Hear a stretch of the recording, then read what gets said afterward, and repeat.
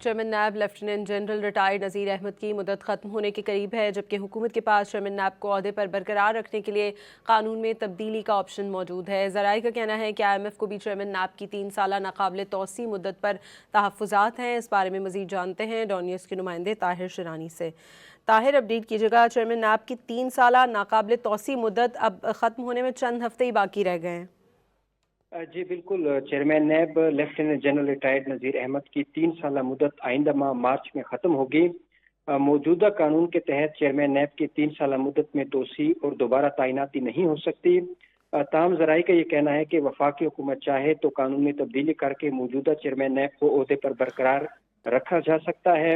بطور chairman NAB lieutenant general retired Nazir Ahmed کی 3 سالہ تعیناتی کا نوٹیفیکیشن 6 مارچ 2023 کو جاری ہوا تھا۔